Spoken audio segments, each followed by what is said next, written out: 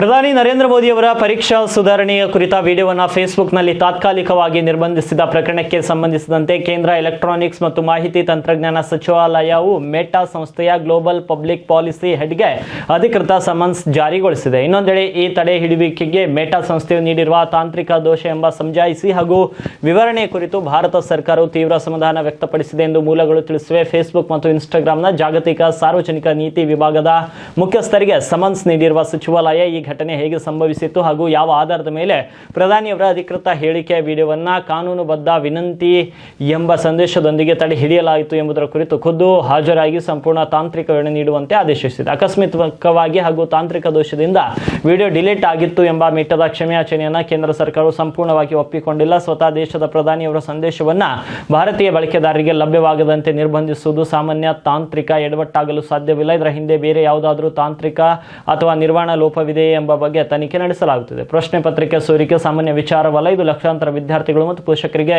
ಭಾರಿ ನೋವು ತಂದಿದೆ ಎಂದು ಒಪ್ಪಿಕೊಂಡಿದ್ದ ಪ್ರಧಾನಿ ಪರೀಕ್ಷಾ ಮಾಫಿಯಾವನ್ನು ತಡೆಗಟ್ಟಲು ವಿಶೇಷ ಫಾಸ್ಟ್ ಟ್ರ್ಯಾಕ್ ನ್ಯಾಯಾಲಯಗಳನ್ನು ಸ್ಥಾಪಿಸುವುದಾಗಿ ಹಾಗೂ ಕಠಿಣ ಕಾನೂನು ತರುವುದಾಗಿ ವಿದ್ಯಾರ್ಥಿಗಳಿಗೆ ಭರವಸೆ ನೀಡಿದರು. 22 ಲಕ್ಷಕ್ಕೂ ಹೆಚ್ಚು ವಿದ್ಯಾರ್ಥಿಗಳ ಶೈಕ್ಷಣಿಕ ವರ್ಷಕ್ಕೆ ಧಕ್ಕೆ ಆಗದಂತೆ ಸರ್ಕಾರ ಶ್ರಮಿಸಲಿದೆ ಅಂತ ಪ್ರಧಾನಿ ಪ್ರಕಟಿಸಿದರು.